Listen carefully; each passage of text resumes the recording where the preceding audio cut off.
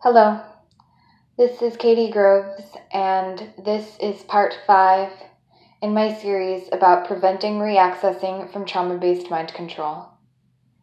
If you have not done so already, I ask that you please watch the first 2 parts of my deprogramming series, linked in the description below, for safety disclaimers and measures you can take to keep yourself safe while watching this video. This video is about identifying accessible child alters in one's system.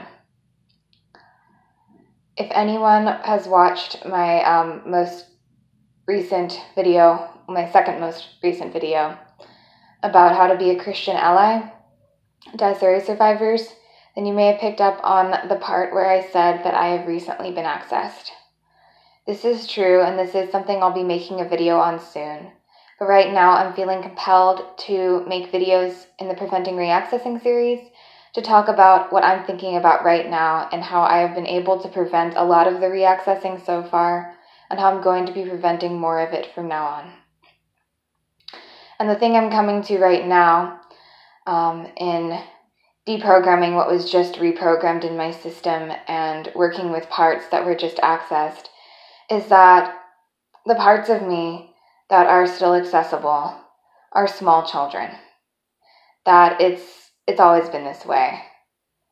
That the parts of me that hold the keys to my programming that make it possible for me to be used are children. And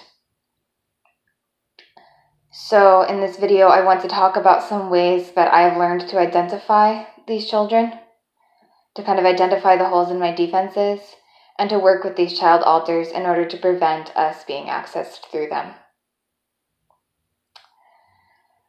One of the most important things for me to understand about this is that the child alters are controlled through fear.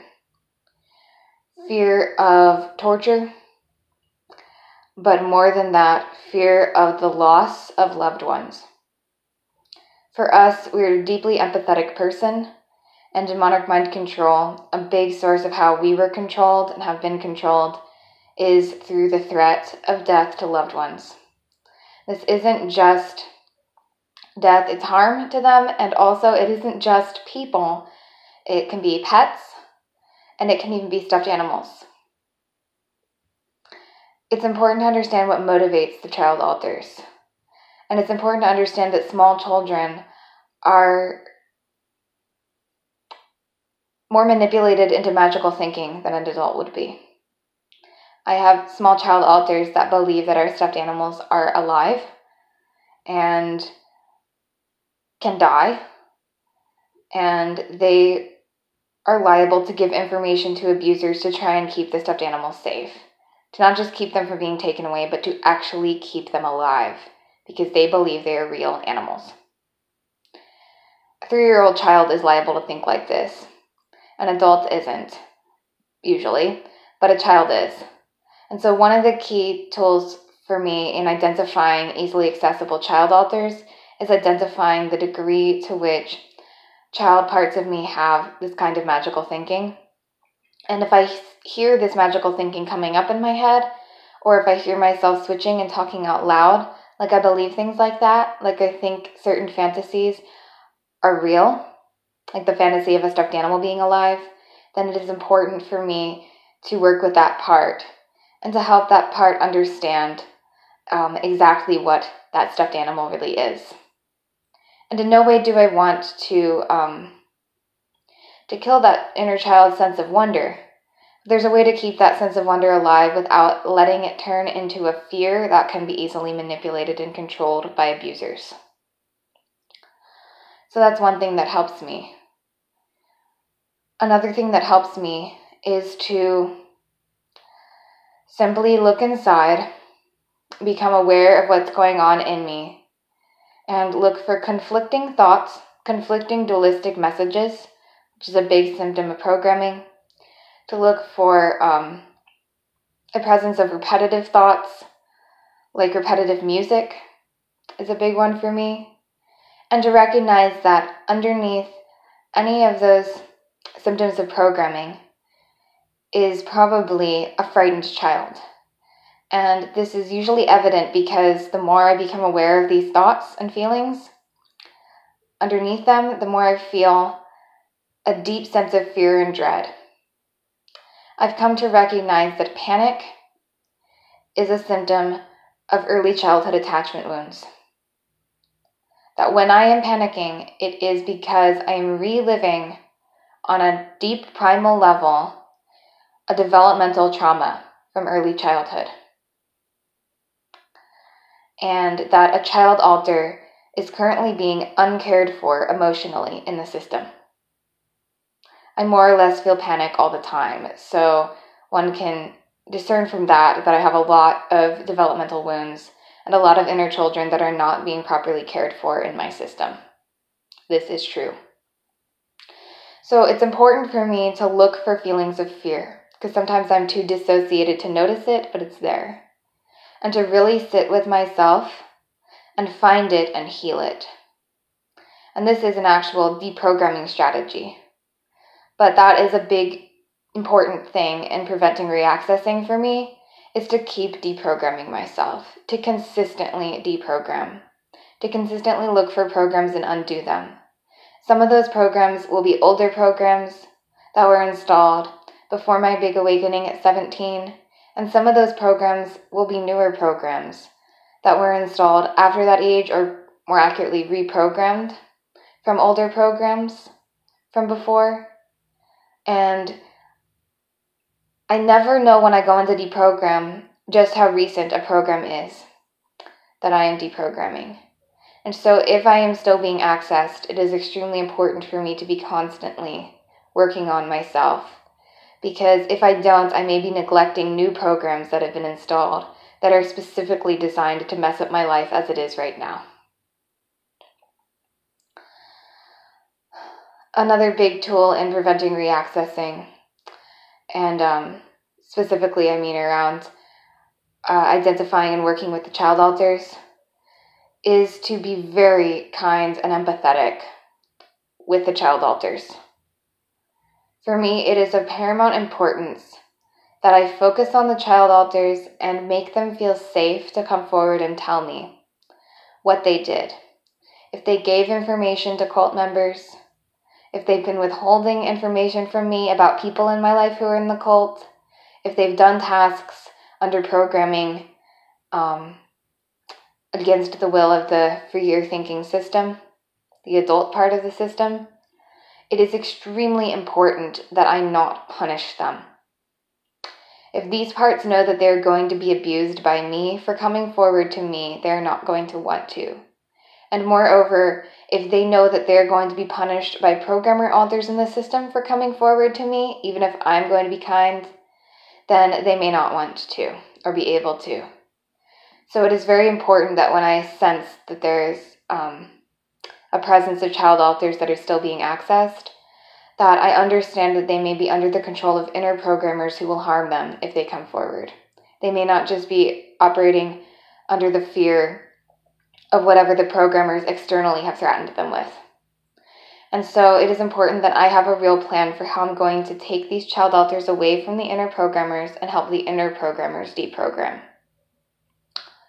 And that is something that I think I've talked about doing in various videos in my deprogramming series. So it's really important that I give these child alters love. They need to be affirmed. They are scared children. It is really important that I recognize that, like I said earlier, they are often operating under the fear of threat to loved ones, so they think they're doing the right thing. They think that they are protecting people we love and protecting us by following orders.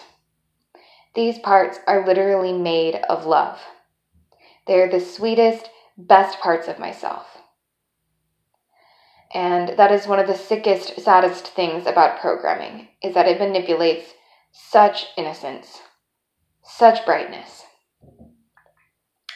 That is another thing that helps us in working with the child alters, is to recognize that the innocence and the brightness that we see in them is mirrored by the innocence and the brightness of the child alters of the programmed slaves that are often used to access us. And that helps us work with the child alters, because when we go to anger and blame against the abusers, we are diverted away from loving and caring for the inner children. When we are enraged and obsessing on the people who accessed us and how angry we are at them, we are not as emotionally available to our child alters. They don't need to hear about how angry we are at the abusers, not right away. They need to hear that we are not angry at them and that we are going to take care of them. And they need to be in a space inside that's calm. So we don't stuff our feelings of anger towards the abusers. What we do is we look critically at who exactly it was that we have recognized we've been accessed by. And sometimes that's not possible, because sometimes we don't know. But in our most recent case of being accessed from just a few days ago, we recognize that the person who we are aware accessed us, there may have been others, but the person we're aware accessed us is a programmed slave, is not a psychopath.